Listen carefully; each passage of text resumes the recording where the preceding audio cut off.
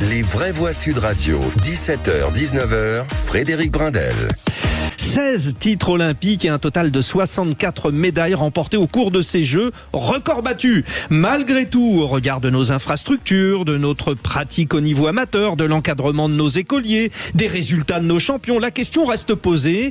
Ce sera notre coup de projecteur de 18h40. La France est-elle une grande nation sportive? Là aussi, vous donnez votre avis. Ils sont nos éditorialistes du jour, hyper calés, chacun dans leur domaine. Le point commun, le sport, vous l'avez compris, émission spéciale JO, lendemain de fête aujourd'hui. Virgile Caillet, délégué général de l'Union Sport et Cycle, c'est un peu le MEDEF du sport. Bonsoir Virgile. Bonsoir à tous. Oui, effectivement, c'est un syndicat professionnel, une organisation patronale qui rassemble les entreprises de l'industrie et de l'économie du sport. Donc, vous imaginez bien que nous étions très concernés par cette séquence exceptionnelle que nous venons de vivre. Et je vous connais bien Virgile, vous avez encore les petits yeux, vous pouvez le dire, vous avez fait la fête. Alors oui, on a fermé le Club France hier, il était pas loin de 4h du matin, et puis la veille dans la nuit, on avait fait le marathon pour tous, donc voilà, c'est... Vous l'avez fait ? Exactement. Combien de temps ? Oh, le temps importe peu. Allez, entre nous. Et puis bon, vous avez parlé de course à pied, alors lui, il a été fier de son frère, parce que son frère, en tant que spécialiste de course à pied, il a porté la flamme. Au début, c'est lui qui a fait le... Vous aussi, Virgile, oui, vous avez porté la flamme. Absolument. Eh bien, le frère de ce monsieur qui est à mes côtés a lui porté la flamme en relais avec Jamel Debbouze. Ben oui, parce que dans la famille Boilly, on est un peu aussi spécialiste de la course à pied. Lui, Abel, c'est le président de l'association Tous Uniques, Tous Unis. Bonsoir Abel Boilly. Bonsoir. On est tous heureux aujourd'hui. Hein. Tous heureux, et pour moi, c'est un réel plaisir de vous retrouver ce soir. Ah ouais. On fait quoi? On crée une nouvelle association? C'était Tous Uniques, Tous Unis. On trouve tous heureux et tous... Non, ça suffit déjà. On a le défi de magnifier ce que l'on vient de vivre. Donc, je pense qu'on aura l'occasion d'en débattre. Bon, et alors lui, le monsieur, alors spécialiste des sports de combat, grand champion d'ailleurs, mais maintenant fier de sa région, dont il est conseiller régional en Île-de-France. C'est Philippe Bouriaki. Bonsoir Philippe. Bonsoir. Et commissaire au sport et aux Jeux Olympiques. Sous l'impulsion de Patrick Aram et Valérie Pécresse. Bah ouais, ça aide, hein, ça aide. Un peu. 3 hyper spécialistes avec nous, chers auditeurs de Sud Radio. Nous allons nous régaler et vous connaissez le principe. Direction 0826 300 300, vous nous donnez votre avis. Ce que dit Basile est quand même très important. Qu'en pensez-vous, les vraies voix de votre côté? Abel Boilly, c'était bien de se dire, bon, allez, on fait la trêve pendant les JO, mais là, bon, maintenant, on est le 12, il y a urgence. On fait la trêve, mais c'est pas juste faire la trêve. Je pense que la population française avait besoin de se sentir heureux. On avait besoin de retrouver cette unité autour de l'amour de la nation. On avait besoin de retrouver vraiment cette ferveur que seul le sport peut procurer en réalité. Aujourd'hui, on est face à un défi parce que, comme ça a été dit de façon affective, on reste un peuple de râleurs, mais on reste un peuple très politisé aussi. D'ailleurs, ça n'a pas manqué d'être appelé lors de la cérémonie d'ouverture avec les débats que ça a causé. Donc, effectivement, il y a ce nouveau défi, mais la classe politique doit faire attention que ces défis ne cassent pas l'élan qui a été lancé lors de ces Jeux Olympiques. C'est assez important à mon sens. Et effectivement, ça a été une fête extraordinaire, mais pas que Paris, la région Île-de-France, le Nord, Lyon, Marseille, Tahiti, Bordeaux, Saint-Étienne, enfin, la France dans sa métropole, dans ses outre-mer, jusqu'à la Réunion, enfin, en Nouvelle-Calédonie, pour qui j'ai une pensée, parce que c'est pas tous les jours facile. Ça a été extraordinaire. Merci. Abel Boilly, alors vous avez beaucoup voyagé pendant cette période olympique et vous vous êtes arrêté dans le Var. Vous avez une petite anecdote très pétanquesque. Bah oui, parce que pour moi c'était intéressant de voir... Pour la soirée de la cérémonie d'ouverture, j'étais à Paris et puis dans la nuit, donc dès le lendemain, j'étais dans le Var et j'ai passé une semaine là-bas. Et cette atmosphère de bien-être, cette atmosphère de fierté, cette atmosphère de volonté de suivre et d'encourager nos athlètes, on l'a retrouvée partout. Ouais. Et tous les soirs, on était là autour des télés, on s'invitait entre voisins pour regarder. Je me souviens là, les finales de Léon Marchand, c'est la meilleure soirée que j'ai vécue personnellement. Et puis à la fin, on a fini une partie de pétanque à 1h du matin en train de célébrer nos athlètes. Saint-Tropez, non, c'est pas Saint-Tropez. C'est pas vous. C'est pas lui. Je suis passé par Saint-Tropez, mais c'était juste à côté. Donc vraiment, j'ai passé des moments extraordinaires, même en étant loin de Paris, tout simplement parce qu'on a vécu cette fraternité au quotidien. Et comme vous l'avez dit tout à l'heure, j'ai pas envie qu'on parle de parenthèses enchantées. En fait, on est revenu à nos bases, à ce que ça devrait être au quotidien, malgré les nombreux défis. Et moi, j'espère plus que c'est une impulsion vers un nouveau chapitre de l'histoire de France post-Covid. Abel Boilly, je crois que c'est aussi votre philosophie. Quand Simon dit ça. C'est important ce que dit Simon. J'étais fier d'être français avant les Jeux Olympiques. Effectivement, c'est pour ça qu'il ne faut pas parler de parenthèse. Il faut faire un retour à la normalité, en fait. Mais il faut utiliser le sport, qui est quand même un des rares canaux qui est capable de transmettre ce type d'émotion, et effectivement ne pas tomber dans une communication qui ressemblerait à de la manipulation. Mais comme vous venez de le dire, le sport, c'est le bien-être physique, psychologique, psychique. On est quand même dans un pays où un quart de la population est addict aux antidépresseurs. Il y a un suicide toutes les 40 minutes. Donc il y a besoin de faire cette promotion du sport, d'investir dans le sport, d'aider les fédérations, comme on peut le voir aux États-Unis. On parlait de l'Allemagne il y a un instant, même pour que nos athlètes puissent rester en France et que les meilleurs arrêtent d'aller s'entraîner à l'étranger. Donc je pense que le sport peut être ce vecteur qu'il faut utiliser en complément du reste, bien entendu. C'est une organisation colossale qui a été réussie, c'est factuel, il faut le reconnaître, il faut en être fier.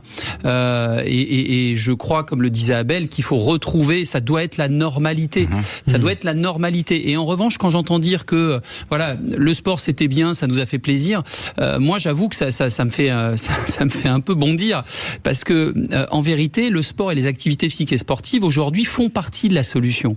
Ça fait partie de l'équation d'une société apaisée, fraternelle, qui retrouve des dénominateurs et un fil rouge commun, quoi. Donc moi, je suis né en France et aujourd'hui, je suis fier d'être un Français afro-descendant.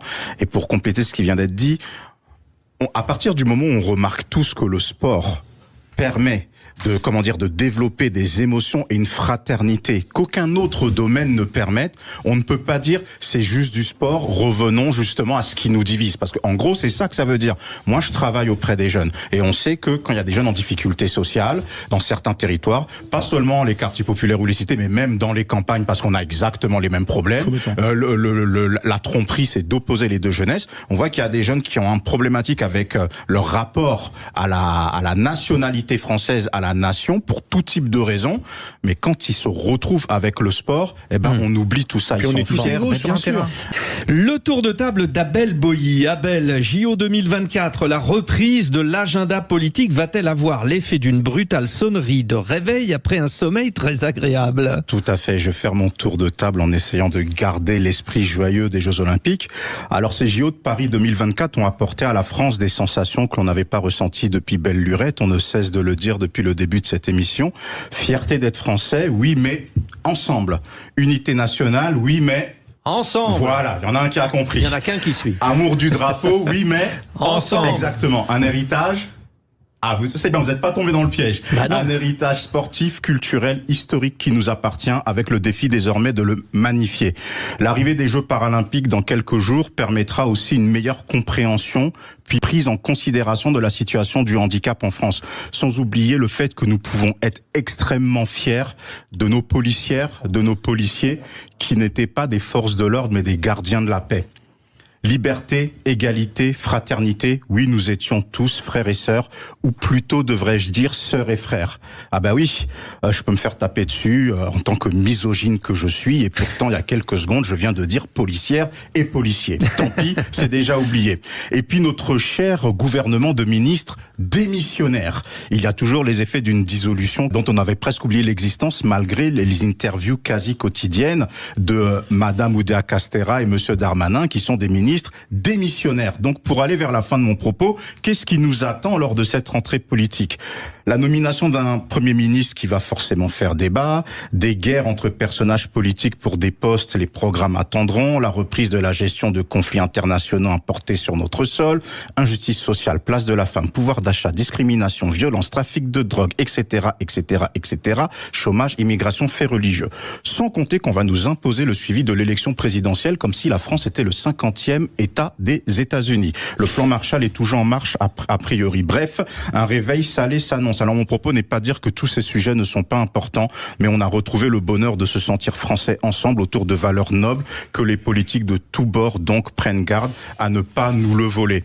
la politique doit être dans la liberté d'offrir des possibilités salvatrices à chacun et chacune, l'égalité de travailler à la manifestation de l'équité entre chacune et chacun, et enfin la fraternité de garantir une meilleure visibilité de l'ensemble de la diversité française, notamment à des postes de responsabilité et dans des hautes instances. Demandez le programme, c'est Abel Boilly sur Sud Radio. Et à la question, par exemple, de ce coup de projecteur, la France est-elle une grande nation sportive? Vous dites oui seulement à 29% et non à 71%. Encore une fois, le principe de ce genre de consultation, c'est que ceux qui pensent non veulent surtout le dire et les autres, finalement, en font bonne figure. Mais quand même...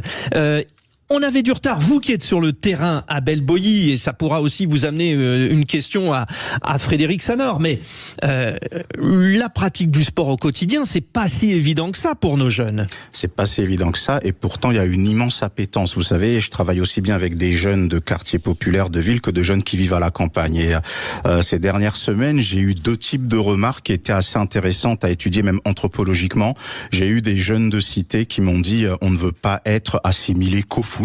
On veut faire du volleyball, de l'escrime, de la natation. Très important. Et j'ai eu des jeunes de campagne reculés qui m'ont dit, nous, on n'a même pas un terrain de foot, arrêtez de ne parler que des cités. Donc, comme ça vient d'être très bien dit, le défi, c'est que le sport pour tous soit vraiment diffusé avec une multiplicité de choix sur l'ensemble des territoires. Parce que on parle souvent de déserts médicaux, mais en France, on a encore des parties de territoire où il y a des déserts sportifs, malheureusement. Donc, devenir une grande nation de sport, c'est plonger nos enfants dans l'esprit du sport dès l'enfance. Et en plus, nous, en tant que travailleurs sociaux, on le voit, mêler le sport à la citoyenneté, c'est très important. On a vu ces sportifs qui ont dit à chaque fois, on est fiers d'être français, on est fiers d'avoir mouillé le maillot pour le drapeau. Les jeunes, ils ont besoin d'entendre ça. Aux États-Unis, on voit, au travers du sport, on met un petit drapeau dans les mains et dans l'esprit des enfants américains dès le jeune âge. Ça veut pas dire que la société américaine est parfaite, mais on a besoin de voir même la diffusion du drapeau français plus importante grâce au sport aussi. Je pense que c'est faisable. Oui, parce que on a beaucoup d'entraîneurs, de clubs qui là aussi